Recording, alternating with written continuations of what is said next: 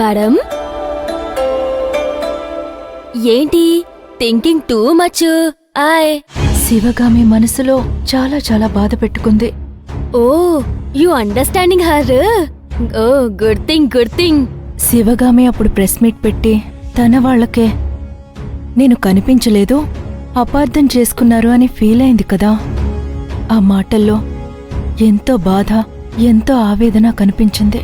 మీరు why misunderstanding her? తను చేసే పనులు అలాగే ఉంటాయి కదా, తను తీసుకున్న నిర్ణయాలు కూడా అలాంటివే కదా. మరి మీరెందుకు tensioning? Why thinking, forgetting everything? లేదు, మర్చిపోవడం కాదు. తన బాధ నాకు ఇప్పుడిప్పుడే అర్థమవుతుంది.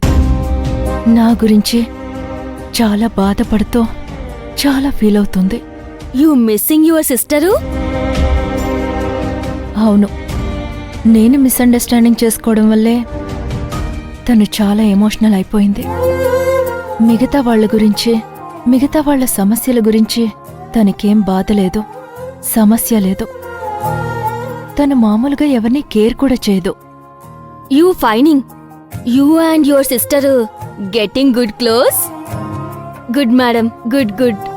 అది వేరే ఎవరున్నా ఏమున్నా ఎదురు తిరుగుతుంది, గొడవ చేస్తుంది. తన వాళ్ళని మాత్రం వాళ్ళు ఎంతన్నా ఏమీ పట్టించుకోదు. తన వాళ్ళకి దూరం అవడానికి ఇష్టపడదు. తనొక రకంగా చాలా చాలా ఎమోషనల్ అవుతుంది. తన వాళ్ల కోసం ప్రాణాలైనా ఇస్తుంది. అయితే go and meeting your sister, go and taking good vibes. వెళ్తాను, వెళ్ళి మాట్లాడతాను. తను హ్యాపీ ఫీల్ అవుతుంది. తన లోన్లీనెస్ని, తన ఆలోచనల్ని, బాధల్ని నేను వెళ్ళి దూరం చేస్తాను.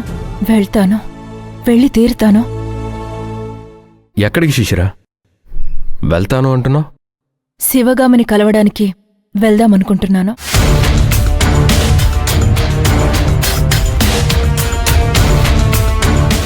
ఎందుకు?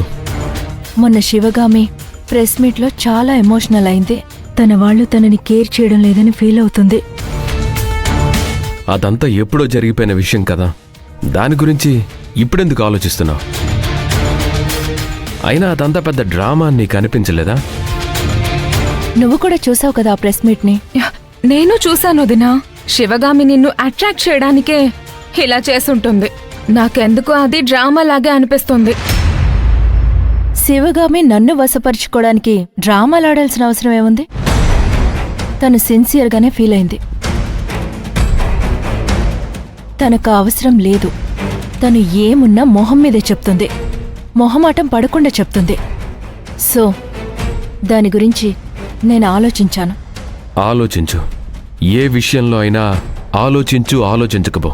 కానీ శివగామి విషయంలో మాత్రం ఆలోచించు. శివగామి విషయంలోనే కాదు, మీ అందరి విషయంలో కూడా నేను ఆలోచించాను.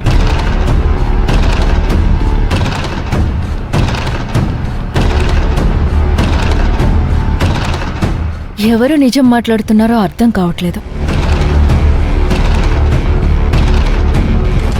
వదినా, ఎందుకు మా గురించి అలా అనుకుంటున్నావు? మిగతా విషయాలేమో గాని మీరు శివగామి గురించి మాట్లాడే విషయాల్లో నేను ఏకీభవించను. శిశిరా, నీకు శివగామే ఎక్కువైందా? నీకన్నా ముందు నుంచే శివగామి నా జీవితంలో ఉంది రాజ్. తను ఖచ్చితంగా ఎక్కువే. సో మీరీ విషయాల్లో అడ్డుపడకండి.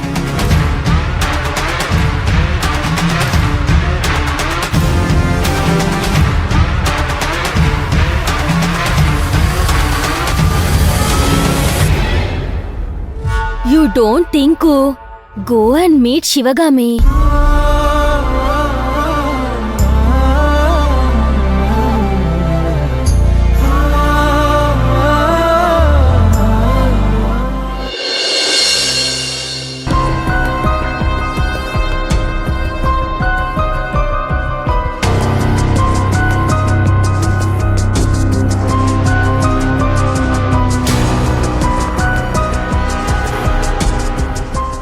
ఇదెక్కడికి దారి తీస్తుందో తెలియడం లేదు.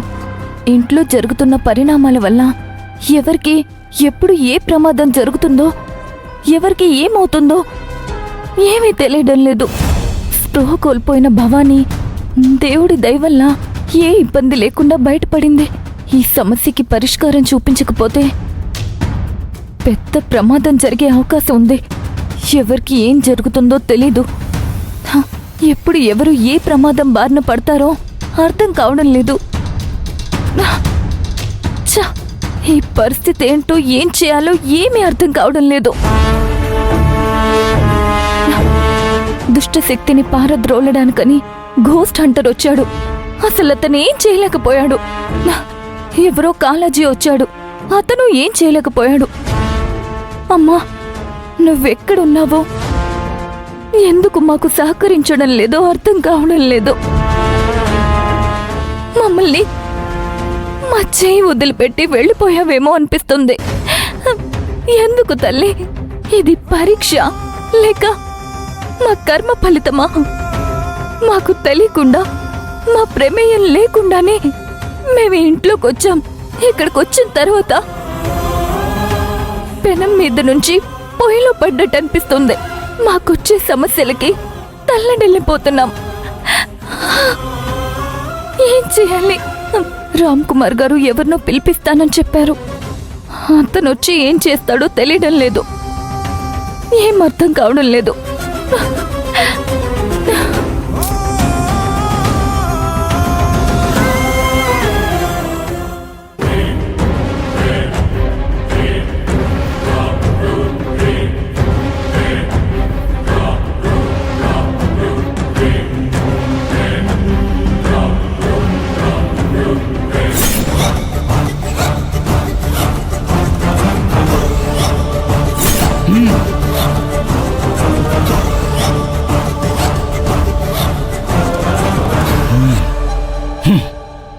నువ్వేనా అక్కడ జరుగుతున్న పనిని జరగకుండా చేస్తున్నది?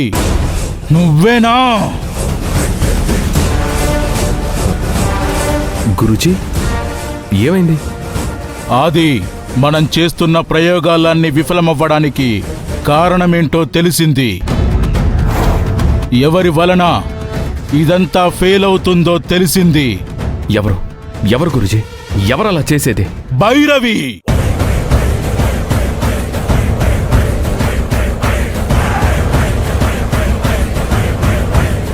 ఇది భైరవి చేస్తున్న పని. ఆ భైరవి ఆత్మని బొమ్మలో బంధించారు కదా గురూజీ? అవును ఆది.